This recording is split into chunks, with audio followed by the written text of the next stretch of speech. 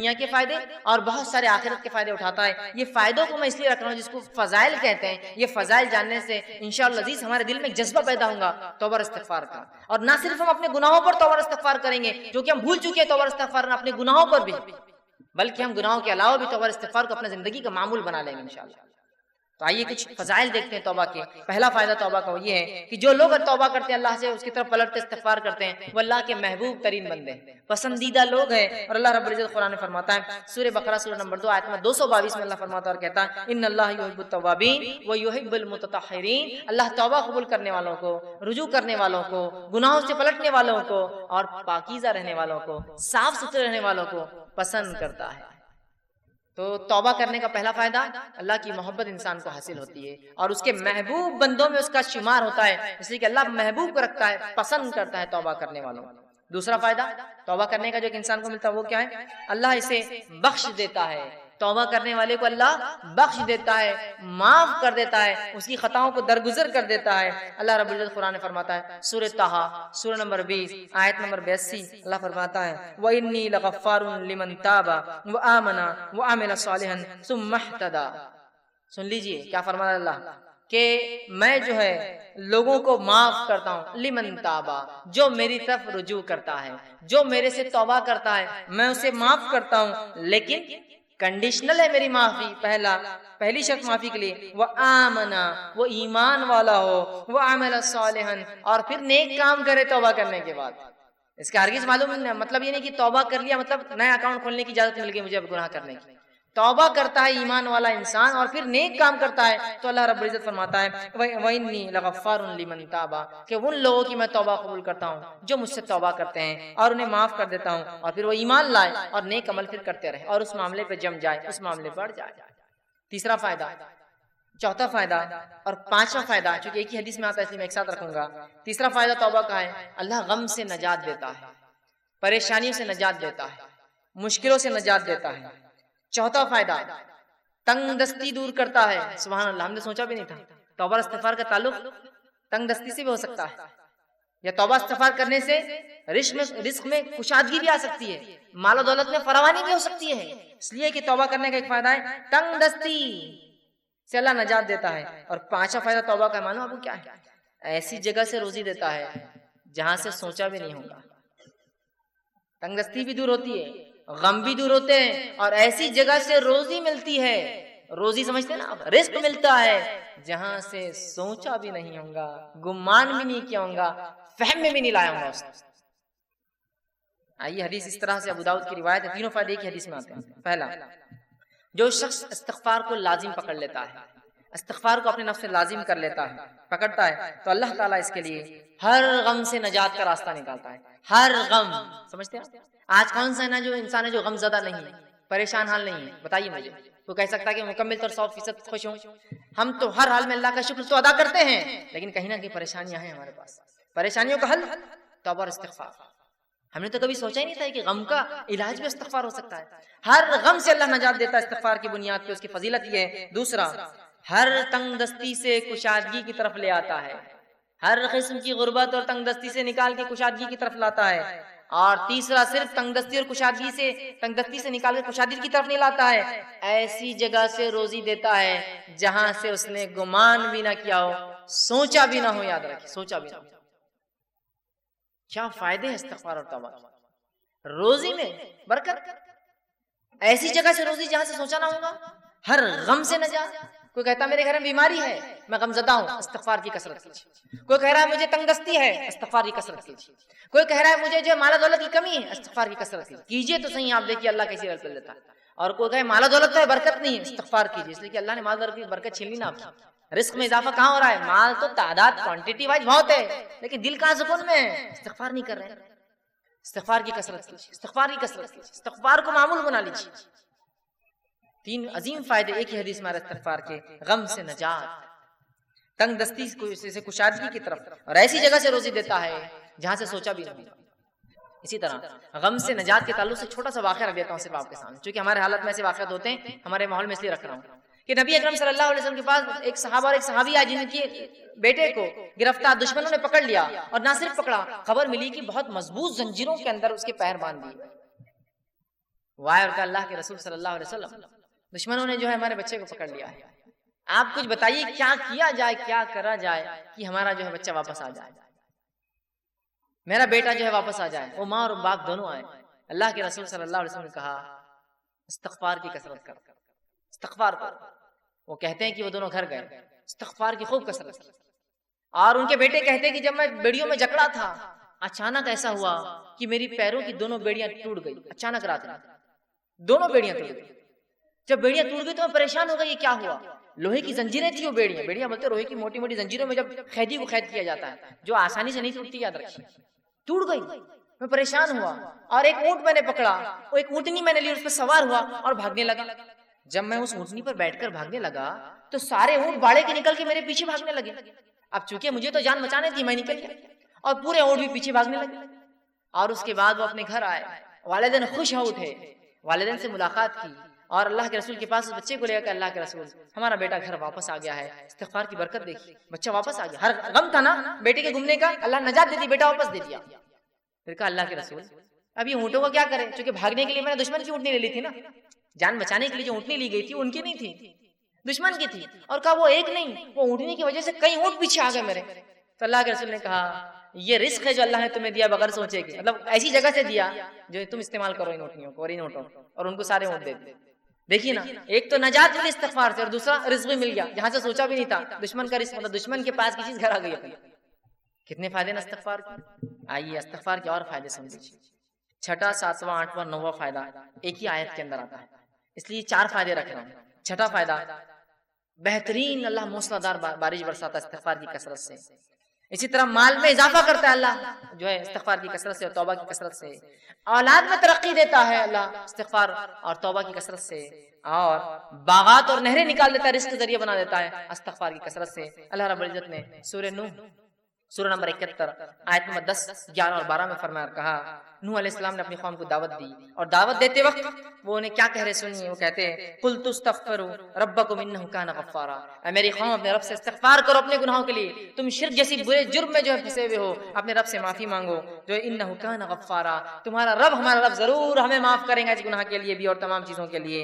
يُرْسِلِ السَّمَاءَ عَلَيْكُمْ مِدْرَارًا، اور جب تم توبہ کرو گے تو آسمان سے موسلا دھار بارش برسائیں گا جو نفع بخش ہوتی ہے، نقصان نہیں ہوتی۔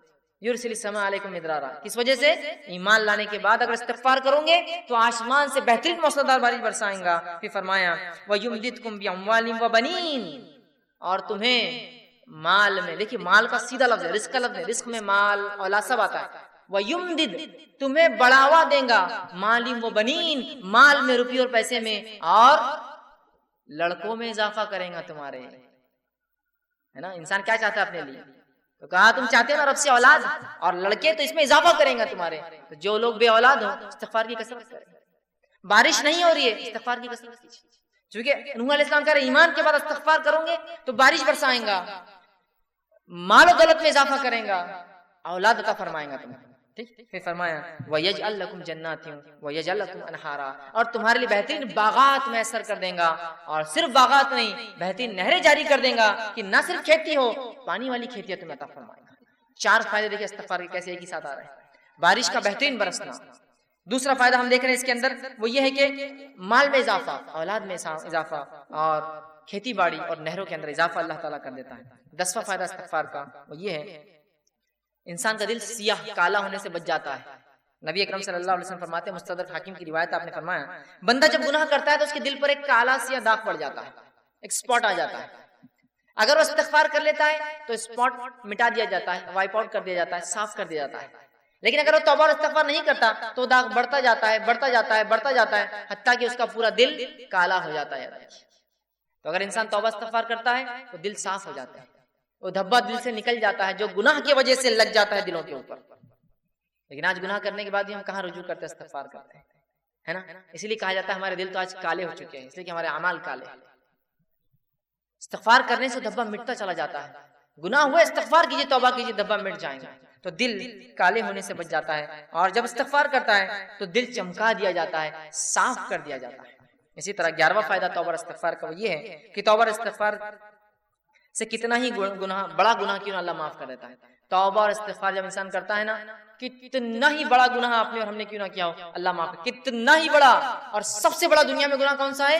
اللہ کے ساتھ شرک کرنا۔ اگر شرک کرنے والا بھی توبہ کرے سچی، تو سچی توبہ کے بعد اللہ اس کے شرک کو بھی معاف کر دیتا ہے، زنا کو بھی معاف کر دیتا ہے، کفر کو بھی معاف کر دیتا ہے، نفاق کو بھی معاف کر دیتا ہے، ہر قسم کے گناہ کو معاف کر دیتا ہے۔ اور نماز اگر چھوڑتا ہے، تارک الصلاۃ، نماز چھوڑنے والا، تو اس کے گناہ معاف ہو جائیں گے، لیکن توبہ سچی ہو۔ اور توبہ کی شرائط میں بہرحال انشاءاللہ آگے آؤں گا، لیکن جو بات آیت گزری آگے وہ یہ ہے کہ ایمان لانے کے بعد عمل صالح پڑ جائے، یہ توبہ کی شرائط ہے۔ ورنہ یہ نہیں کہ توبہ کر لی اور اگلا گناہ کرنا پھر شروع کر دیا۔ گناہ کرنے سے ہر گناہ کی معافی، توبہ کرنے سے ہر گناہ کی معافی ملتی ہے، ہر گناہ کی۔ شرط یہ ہے کہ موت سے پہلے یا قیامت کی کوئی بڑی علامت آنے سے پہلے یہ کر لیا جائے، موت سے پہلے۔ اس لیے کہ آپ نے حدیث فرمایا جب خرخراہٹ کی آواز گلے میں شروع ہوتی نا، نجات کی حالت، موت سے قریب خرخر آواز آتی ہے گلے سے، انسان مرنے قریب ہوتا ہے، تو تب کی گئی توبہ قبول نہیں ہوتی ہے۔ جیسے کہ فرعون نے بھی توبہ کی تھی جب وہ غرق ہو رہا تھا، صحیح بخاری کی روایت، غرق ہو رہا تھا، موت دیکھ چکا تھا، توبہ کی، اللہ نے توبہ قبول نہیں کی اور ڈوب کو مارا گیا، تو ڈوبتے وقت کہا میں ایمان لایا موسیٰ اور ہارون کے رب پر، کام نہیں آئی لیکن توبہ۔ تو اس سے پہلے کہ موت آئے توبہ کر لے، یا کوئی علامت آ جائے قیامت کی، توبہ ضروری یاد رکھیے۔ ہر گناہ کی توبہ اللہ معاف کرتا ہے، لیکن زندگی میں یاد رکھیں، مرنے سے پہلے اور نجات کی حالت، مطلب مرنے کے بعد اور نجات کی حالت سے پہلے اگر توبہ نہ ہوئی تو پھر توبہ کی گنجائش نہیں۔ جو گناہ ہم سے ہوا ہو، کتنا ہی بڑا کیوں نہ ہو، سچی توبہ اپنے رب سے کیجیے، یاد رکھیے، توبہ تو نصوحہ کیجیے، انشاءاللہ عزیز ہمارا رب کو ہم پائیں گے کہ وہ ہر گناہ کو معاف کرتا ہے۔ آئیے 12واں فائدہ، سچی توبہ کرنے سے ایک ایسا عظیم فائدہ ہے، سنیے، سچی توبہ کرنے سے اللہ گناہوں کو بھی نیکی میں تبدیل کر دیتا ہے، سبحان اللہ۔ ایسا کہیں ہوتا ہے کسی کا آپ نے نقصان کیا، نقصان کرنے کے بعد معافی مانگی اور اس نے اتنے نقصان کے بدلے آپ کو کچھ عطا کر دیا، ہوتا یہ کہ معافی دے دے تو بڑی بات ہے، نہیں تو چیز بھر کی بھی دینا پڑتی، معافی مانگنا پڑتی ہے، زندگی بھر کی دشمنی بھی رہتی باقی۔ گناہوں کو نیکی میں تبدیل کرنے اگر توبہ سچی ہو تو نبی اکرم صلی اللہ علیہ وسلم کے پاس ایک ایسا قبیلہ آیا عرب کا جو لوٹ مار کرتا تھا، راستوں مسافروں کو لوٹتا تھا، اور وہی ان کے انکم کا ذریعہ تھا، خون خرابہ، قتل، غارت گری، شرک اور کفر اور لوٹ مار۔ وائے کہ اللہ کے رسول، کیا ہماری توبہ ہے؟ اللہ، ہم اگر توبہ کرنا چاہتے ہیں کہ ہماری توبہ ہے، جو اتنے گناہ ہم زندگی میں کر چکے ہیں، اور آج کون سا ایسا انسان ہے دنیا میں جو معافی نہیں چاہتا اپنے گناہوں کے لیے؟ راستہ یہ ہے معافی کا، راستہ یہ ہے معافی کا۔ ہر انسان چاہتا ہے اسے گناہ معاف ہو، ہر انسان ریپینٹ کرنا چاہتا ہے، توبہ کرنا چاہتا ہے، استغفار کرنا چاہتا ہے اپنے رب سے، یہ ہے طریقہ توبہ۔ تو کہا ہماری کوئی توبہ ہے؟ اللہ رب العزت نے ایک پوری طویل آیت نازل کی کہ وہ لوگ جو کفر کرتے ہیں، قتل کرتے ہیں، ٹھیک ہے، اور جو ہے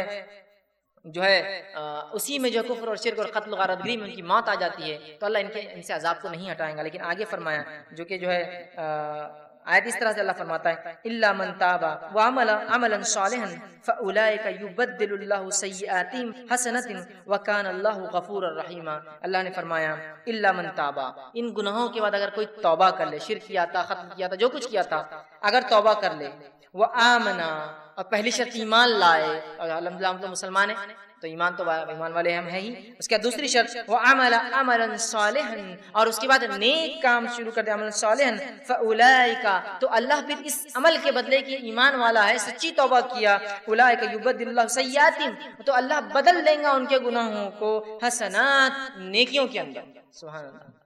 اور آگے فرمایا وکان اللہ غفور الرحیم، اور اللہ تعالیٰ تو معاف کرنے والا اور رحم کرنے والا ہے۔ تو گناہ بھی نیکی میں تبدیل ہو سکتے ہیں اگر سچی توبہ انسان کی ہو تو۔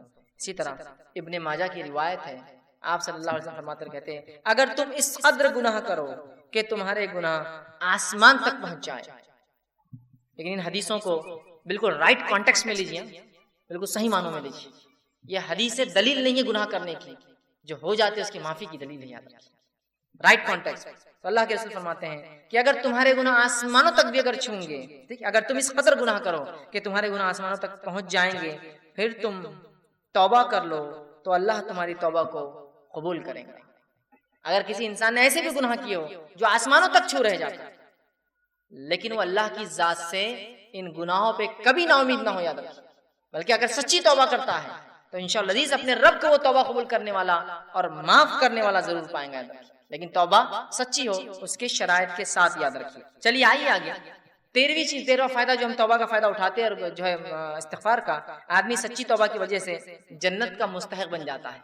سچی توبہ کی وجہ سے جنت کا مستحق بن جاتا ہے۔ اللہ رب العزت نے سورہ تحریم سورہ نمبر 66 آیت نمبر 8 میں فرمایا یا ایھا الذین آمنوا توبوا الی اللہ توبۃ نصوحا، اے وہ لوگو جو ایمان لائے ہو اللہ سے سچی توبہ کرو، سچا رجوع کرو، سچے ڈھنگ سے اس کی طرف پلٹو اور گناہوں سے اپنی معافی مانگو۔ تو نصوحا عسى ربکم ان یکفر عنکم سیئاتکم، تو ہو سکتا ہے تمہارا رب پھر تم سے تمہارے گناہوں کی مغفرت کر دے، اس کا کفارہ کر دے، اسے معاف کر دے، سیئاتکم ویدخلکم جنات تجری من تحتها الانہار، اور تمہیں ایسی جنتوں میں داخل کر دے جس کے نیچے ندیاں نہریں بہتی ہیں۔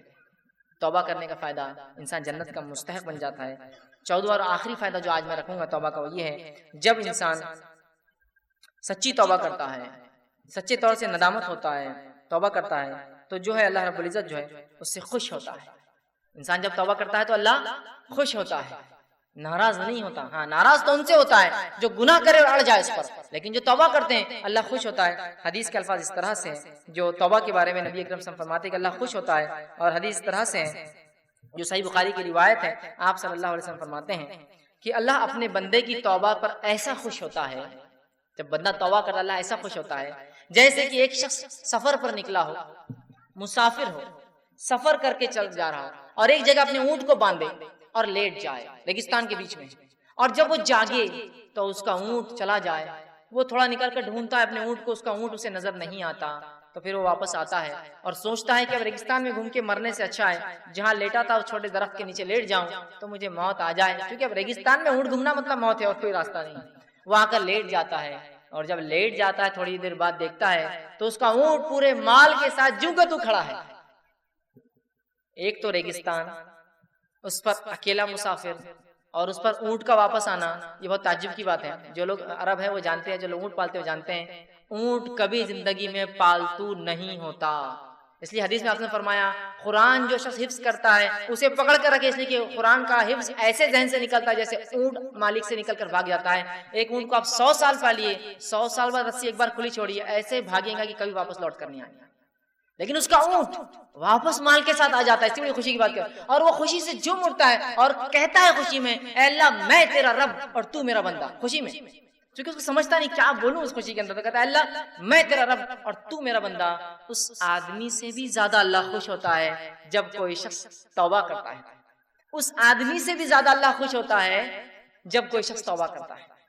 دیکھ رہے ہیں آپ توبہ کیا فضیلت ہے، اللہ خوش ہوتا ہے توبہ کرنے والوں سے، اور بہت ناراض اور غضبناک ہوتا ہے، عذاب نازل کرتا ہے جو گناہ پہ گناہ کرتے ہیں۔ اور انسان ہونے کے ناطے کیا گناہ ہم سے نہیں ہوتے، کیا گناہ نہیں ہوتے ہماری آنکھوں سے، ہمارے ہاتھ سے، ہماری زبان سے، ہمارے کانوں سے، ہمارے جسم سے، لیکن رب سے ہم فوراً کر لیں استغفر اللہ استغفر اللہ، پتہ نہیں کیا ہو گیا، کوئی چیز نقصان پہنچ گیا، کسی جانور کو نقصان پہنچ گیا، کسی انسان کو پہنچ گیا ہوں، میں نہیں جانتا ہوں، میری گاڑی پہ کھڑی تھی کسی کو تکلیف ہو گئی ہوں گی، استغفار کا ورد کر رہا ہوں استغفر اللہ، ہو گیا گناہ معاف۔ آئندہ غلطی نہیں کرنا چاہیے، لیکن انون ہم کو نہیں پتا ہم سے کیا ہو رہا ہے، کتنی خطائیں غلطیاں ہو جاتی ہیں، بس ورد کرتے رہیے، اپنے ایک معمول بنا لیں۔ تو آپ صلی اللہ علیہ وسلم فرماتے اس سے زیادہ اللہ خوش ہوتا ہے اس آدمی سے جب کوئی انسان اپنے رب کی طرف رجوع کرتا ہے اور توبہ کرتا ہے، پلٹتا ہے، گناہوں سے معافی مانگتا ہے۔ ابن القیم رحمہ اللہ جو ہے کتاب ہے ان کی لکھی ہوئی مدراج سالکین، اس کے اندر بہت اچھی بات نقل کرتے ہیں، انشاءاللہ اس کتاب کا میں پورا وہ پریفیس وہ جملہ آپ کے سامنے نقل کرتا ہوں۔ وہ لکھتے ہیں اور کہتے ہیں توبہ کے بارے میں کہ توبہ ہی دین کی حقیقت ہے، وہ لکھتے ہیں اور کہتے ہیں، فرماتے ہیں، آپ نے فرمایا اور کہا، فرماتے ہیں کہ دین اسلام کی حقیقت، توبہ دین اسلام کی حقیقت ہے اور سارے کام، سارا دین توبہ میں داخل ہے۔ توبہ اتنی اہم چیز ہے کہ سارے کام اور سارا دین توبہ میں داخل ہے۔ یہی وجہ ہے کہ توبہ کرنے والا اس بات کا مستحق ہے کہ اللہ تعالیٰ کا وہ دوست قرار دیا جاتا ہے، کیونکہ اللہ تعالیٰ توبہ کرنے والوں اور پاک صاف رہنے والوں کو دوست رکھتا ہے، کہ تو اللہ جس سے محبت کرتا ہے مطلب وہ اللہ کا دوست ہے نا، توبہ کرنے والوں سے اللہ محبت کرتا ہے تو اللہ کے دوست ہے، اس کا مطلب توبہ دین کا بہت اہم حصہ، بلکہ وہ کہتے ہیں بلکہ مکمل دین اسلام مکمل توبہ کے اندر ہے۔ پھر وہ آگے لکھتے ہیں اللہ تعالیٰ اپنے ان بندوں سے محبت رکھتا ہے جو اس کام کو بجا لائے جس کا اس نے حکم دیا ہے، اور اسے ترک کرے، ان کاموں کو چھوڑ دے جس سے اس نے منع فرمایا ہے۔ تو گویا توبہ کا مفہوم یہ ہے کہ جن کاموں کو اللہ تعالیٰ نے ظاہری اور باطنی طور پر ناپسند فرمایا ہے، فرماتا ہے انسان ان سے رجوع کرے، توبہ